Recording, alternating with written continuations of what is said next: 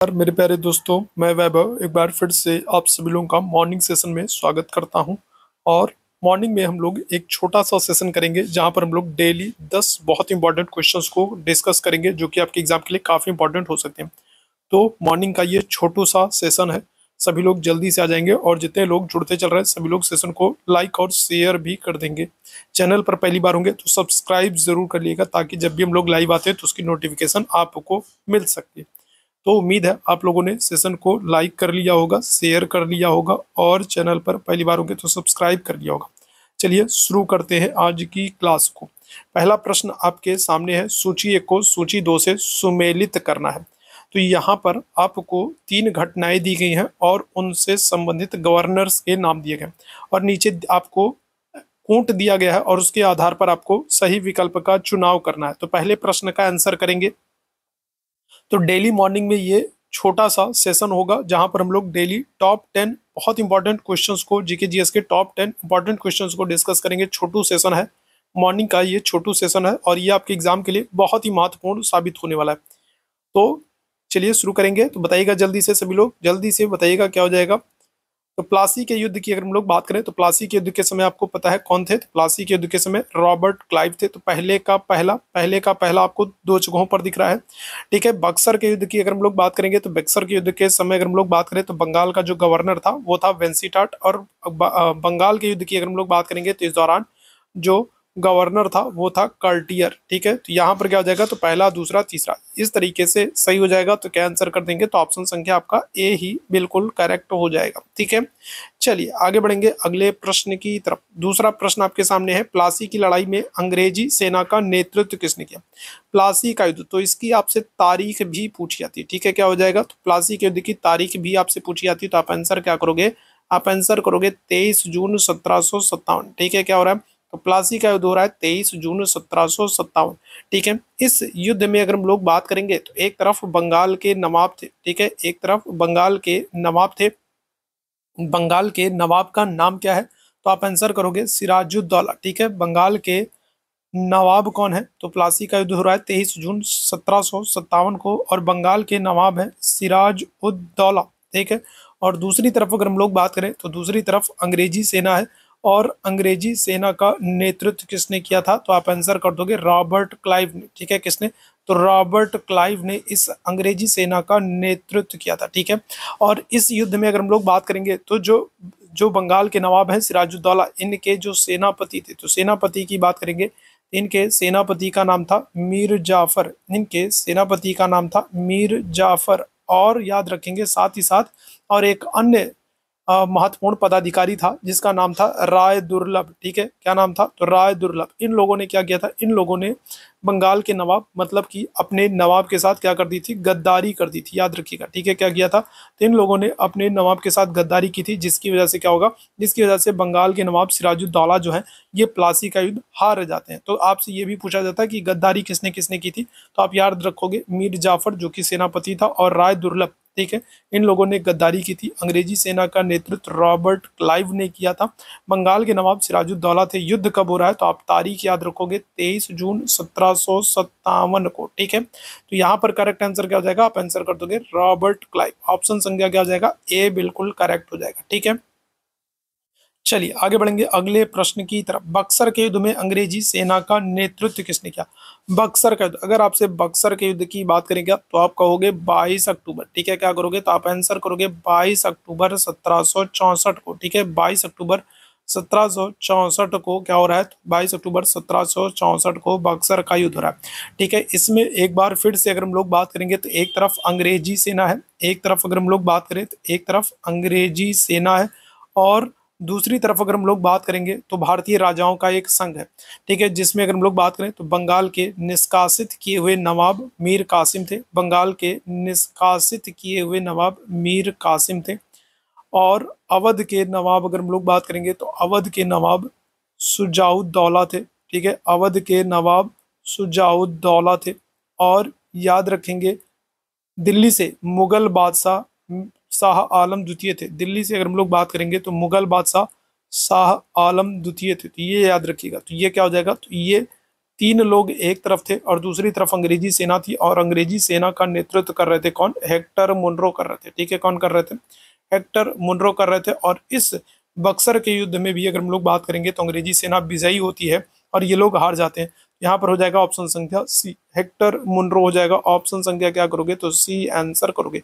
ठीक है, इसी बक्सर के युद्ध के बाद आपको याद रखना है क्या होगा? इसी बक्सर के युद्ध के बाद इलाहाबाद की संधि होती है। ठीक है, क्या हो जाएगा? इसी बक्सर के युद्ध के बाद अगर हम लोग बात करेंगे तो इलाहाबाद की संधि होगी। ठीक है, याद रखिएगा। चलिए आगे बढ़ेंगे अगले प्रश्न की तरफ। अगले प्रश्न का आंसर करेंगे, बंगाल में द्वैध शासन कब से कब तक लागू रहा? तो अगर हम लोग बात करें तो 1765 में। ठीक है, क्या हो रहा है? तो 1765 में अगर हम लोग बात करेंगे तो इलाहाबाद की संधि हो रही है। ठीक है, कौन सी? तो 1765 में अगर हम लोग बात करेंगे तो इलाहाबाद की संधि हो रही है। ठीक है, और इस इलाहाबाद की संधि के द्वारा, इस इलाहाबाद की संधि के द्वारा बंगाल में द्वैध शासन लागू किया जाएगा। ठीक है, क्या होगा? इस इलाहाबाद की संधि के द्वारा अगर हम लोग बात करेंगे तो बंगाल, बिहार, उड़ीसा में द्वैध शासन लागू किया जाएगा। अच्छा, अगर आपसे पूछ ले द्वैध शासन का जनक किसे मानते हैं? ठीक है, द्वैध शासन का जनक किसे मानते हैं? ठीक है, अगर आपसे द्वैध शासन का पिता पूछ ली या द्वैध शासन का जनक पूछ ली तो आप आंसर किसको करोगे? आप आंसर करोगे लियोनिस कार्टिस को। ठीक है, किसको? तो लियोनिस कार्टिस को। ठीक है, लियोनिस कार्टिस आप आंसर करोगे। लियोनिस कार्टिस जो है, इनको द्वैध शासन का जनक या पिता माना जाता है। ठीक है, और द्वैध शासन जो है वो इलाहाबाद की संधि 1765 से भारत में बंगाल, बिहार, उड़ीसा वाले क्षेत्र में लागू होगी। और ये द्वैध शासन कब से कब तक चलेगा? तो आप आंसर करोगे 1765 से लेकर के 72। ठीक है, क्या हो जाएगा? तो 1765 से लेकर के 72 तक जो ये द्वैध शासन था। अगर हम लोग द्वैध शासन की बात करें तो यहाँ पर दो चीजें आपको द्वैध शासन के संदर्भ में याद रखनी है। अगर आपसे पूछा जाए कि द्वैध शासन को, अगर आपसे पूछा जाए कि द्वैध शासन को बेशर्मी और लूट का काल किसने कहा? अगर आपसे पूछा जाए कि द्वैध शासन को बेशर्मी और लूट का काल किसने कहा? ठीक है, बेशर्मी और लूट का काल द्वैध शासन को किसने कहा? ठीक है, लूट का काल किसने कहा है? तो आप आंसर क्या करोगे? तो आप आंसर करोगे परसिवल स्पीयर। ठीक है, क्या करोगे? तो आप आंसर करोगे परसिवल स्पीयर ने द्वैध शासन को बेशर्मी और लूट का काल कहा है। ठीक है, और अगर आपसे पूछा जाए द्वैध शासन को डाकुओं का राज्य किसने कहा? ठीक है, क्या करेंगे? तो डाकुओं का राज्य किसने कहा? ठीक है, डाकुओं का राज्य किसने कहा, या फिर कहें डाकुओं का राज्य किसने कहा? तो क्या आंसर करोगे? तो आप आंसर करोगे किसको? आप आंसर करोगे के.एम. पन्नीकर को। तो ये दो महत्वपूर्ण स्टेटमेंट हैं जो आपसे पूछे जाते हैं। डाकुओं का राज, ठीक है, आपसे पूछा जाए तो के.एम. पन्नीकर का हो गया, और बेशर्मी और लूट का काल अगर आपसे पूछा जाए तो परसिवल स्पीयर को। द्वैध शासन 1765 से लेकर के 72 तक बंगाल, बिहार, उड़ीसा में लागू होगा। किस संधि के बाद लागू हुआ था? तो इलाहाबाद की संधि के बाद लागू था। और द्वैध शासन का जनक किसको मानते हैं? लियोनिस कार्टिस को मानते हैं। ठीक है, 1798 में लॉर्ड विलेजरी द्वारा प्रस्तावित सहायक संधि को स्वीकार करने वाला पहला भारतीय राजा कौन था? ठीक है, तो अवध के नवाब, हैदराबाद के निजाम, कर्नाटक के नवाब, या फिर मैसूर के राजा। एक प्रश्न तो आपसे डायरेक्ट बन जाता है कि सहायक संधि की शुरुआत किसने की थी? तो आप याद रखेंगे लॉर्ड वेलेजली। ठीक है, किसने? तो आप क्या कहोगे? तो आप कहोगे यहाँ पर क्या हो जाएगा? आप कहोगे लॉर्ड वेलेजली। ठीक है, क्या कहोगे? तो आप आंसर करोगे लॉर्ड वेलेजली। अगर आपसे पूछा जाए कि सहायक संधि, ठीक है, सहायक संधि किसने लागू की थी, तो आप आंसर क्या करोगे? आप कहोगे लॉर्ड वेलेजली।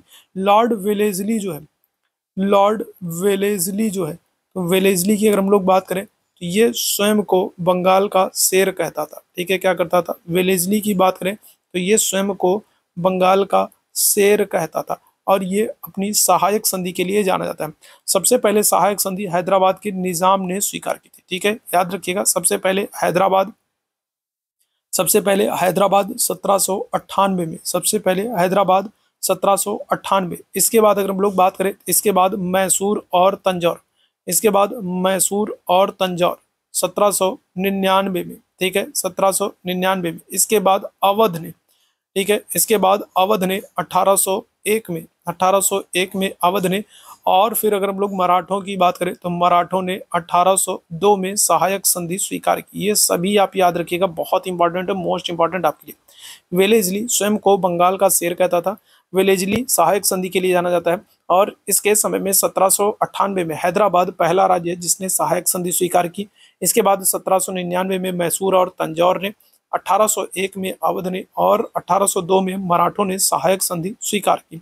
वेलेजली के समय में ही चौथा आंग्ल मैसूर युद्ध हुआ था। ठीक है, कौन सा? तो चौथा आंग्ल मैसूर युद्ध हुआ था। ठीक है, वेलेजली के समय में चौथा आंग्ल मैसूर युद्ध हुआ था। कब हुआ था? तो 1799 में हुआ था और इसी युद्ध में टीपू लड़ते हुए मारा गया था। ठीक है, क्या हुआ था? तो टीपू लड़ते हुए मारा गया था, याद रखेंगे। ठीक है, अगले प्रश्न की तरफ।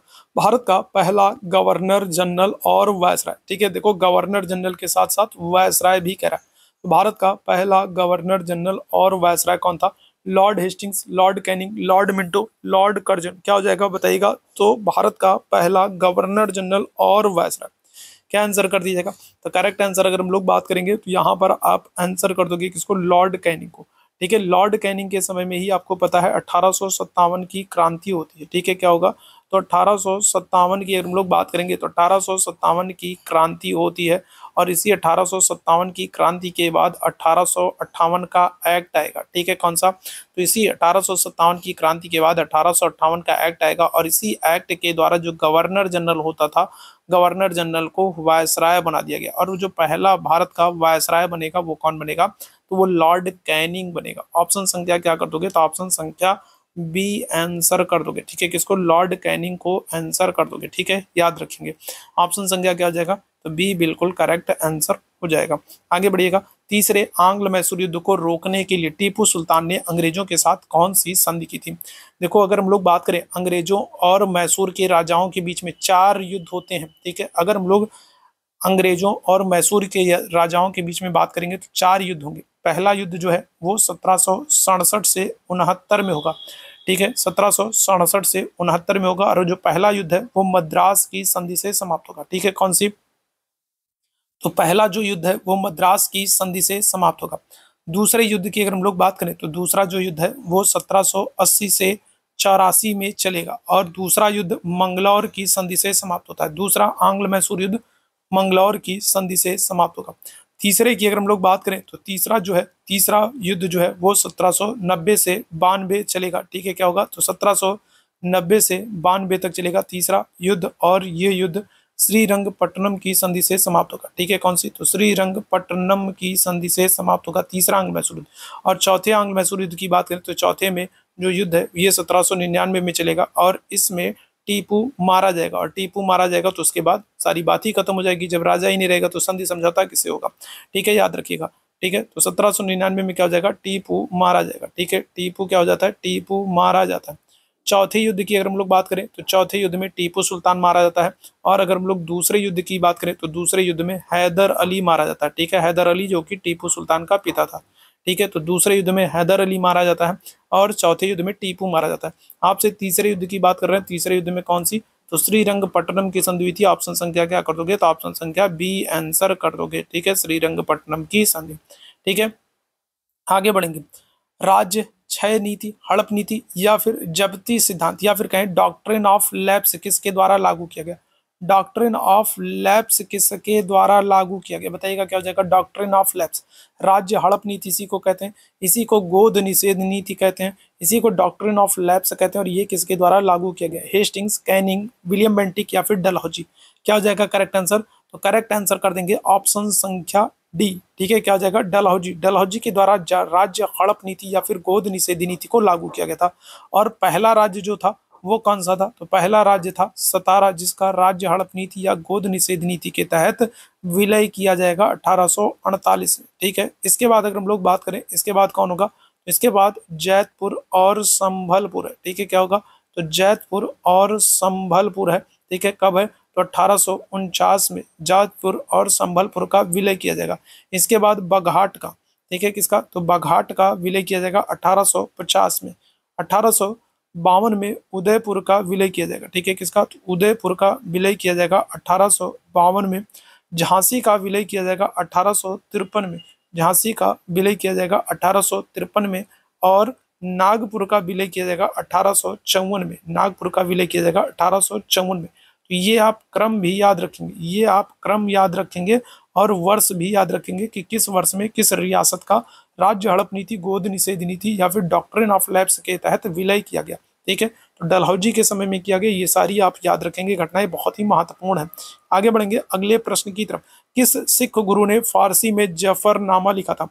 गुरु हरिराय, हरिकिशन, गुरु गोविंद सिंह या फिर तेग बहादुर? क्या हो जाएगा? किस सिख गुरु ने फारसी में जफरनामा लिखा था?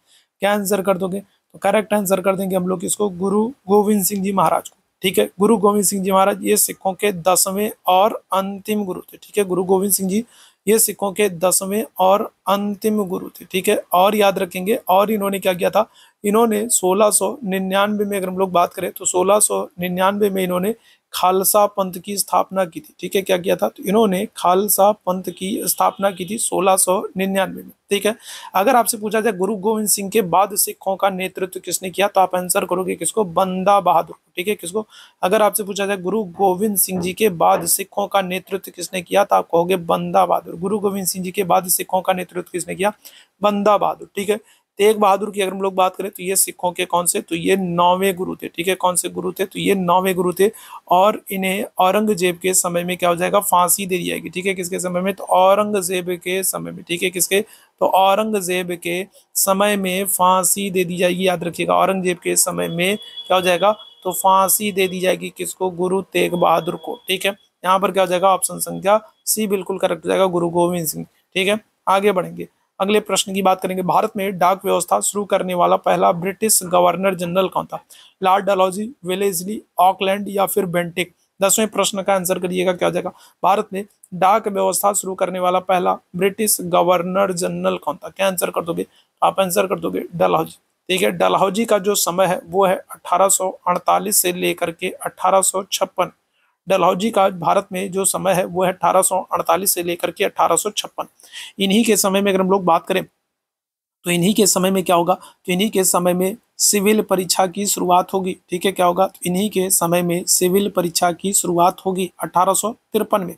1853 में सिविल परीक्षा की शुरुआत इन्हीं के समय में होती है। विधान परिषद की स्थापना अगर हम लोग बात करें तो विधान परिषद की स्थापना वो भी डलहौजी के समय में होगी। पहली बार ट्रेन सेवा की अगर हम लोग बात करें, पहली बार ट्रेन जो है, पहली बार ट्रेन 1853 में इन्हीं के समय में चलेगी। कहाँ से कहाँ तक? तो बम्बई से थाने के बीच में। ठीक है, कहाँ से? तो बम्बई से थाने के बीच में पहली बार ट्रेन 1853 में इन्हीं के समय में चलेगी। और याद रखिएगा, जो पहली ट्रेन चली थी उसको क्या कहा गया था? उसको ब्लैक ब्यूटी नाम दिया गया था। ठीक है, क्या नाम दिया गया था? उसको ब्लैक ब्यूटी नाम दिया गया था। ठीक है, पहली बार जो ट्रेन चली थी उसको ब्लैक ब्यूटी नाम दिया गया था, और पहली बार ट्रेन 1853 में बम्बई से थाने के बीच इन्हीं के समय में चली थी। सिविल परीक्षा की शुरुआत 1853 में इन्हीं के समय में हो रही है। विधान परिषदों की स्थापना 1853 में इन्हीं के समय में हो रही है। इसके अलावा अगर हम लोग बात करें तो राज्य हड़प नीति के लिए ये जाने जाते हैं। याद रखिएगा, राज्य हड़प नीति, या फिर जिसको हम लोग गोद निषेध नीति कहते हैं, या फिर जिसको हम लोग डॉक्ट्रिन ऑफ लैप्स कहते हैं। तो राज्य हड़प नीति के लिए ये जाने जाते हैं। इसके अलावा डाक व्यवस्था की बात करें, डाक व्यवस्था की बात करें, या फिर तार व्यवस्था की बात करें, तार सेवा की शुरुआत करें। ठीक है, डाक व्यवस्था या तार सेवा की शुरुआत का श्रेय डलहौजी को जाता है। इन्हीं के समय में 1854 में चार्ल्स वुड डिस्पैच घोषणा पत्र आता है। कौन सा? चार्ल्स वुड डिस्पैच घोषणा पत्र आता है इन्हीं के समय में।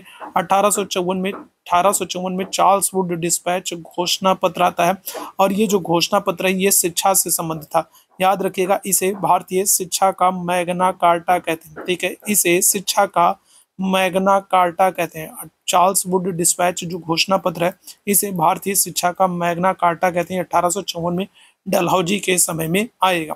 ठीक है, याद रखिएगा। अच्छा, इसके साथ ही साथ अगर हम लोग बात करें तो इन्हीं के समय में 1849 में पंजाब का विलय किया गया था। याद रखिएगा, क्या हो जाएगा? तो पंजाब का विलय भी डलहौजी के समय में किया जाएगा। महत्वपूर्ण काम किए जाएंगे डलहौजी के समय में, और इसीलिए डलहौजी को आधुनिक भारत का निर्माता भी कहा जाता है। ठीक है, याद रखिएगा, डलहौजी को अगर आपसे पूछा जाए किस गवर्नर जनरल को आधुनिक भारत का निर्माता कहते हैं, तो आप आंसर करोगे डलहौजी को। आधुनिक भारत का निर्माता किस गवर्नर जनरल को कहा जाता है अगर आपसे पूछा जाए, तो आप आंसर क्या करोगे? तो आप आंसर करोगे किसको? आप आंसर करोगे डलहौजी को। याद रखिएगा, ठीक है, किसको आंसर करोगे? तो आधुनिक भारत का निर्माता कहते हैं किसको? डलहौजी को। तो ये मॉर्निंग का छोटू सेशन था। डेली मॉर्निंग में ये एक छोटू सा सेशन चलेगा, जहां पर हम लोग डेली 10 करंट जो है जीके जीएस के महत्वपूर्ण प्रश्नों को डिस्कस करेंगे, जो कि निश्चित रूप से आपके एग्जाम के लिए बहुत ही महत्वपूर्ण हो सकते हैं। तो उम्मीद है ये छोटू सेशन आपको पसंद आया होगा। अगर सेशन पसंद आया हो तो सेशन को लाइक कीजिएगा, शेयर कीजिएगा, चैनल पर पहली बार होंगे तो सब्सक्राइब कीजिएगा। थैंक यू सो मच आप सभी मेरे भाई बहनों को इस छोटू सेशन में जुड़ने के लिए। Thank you so much.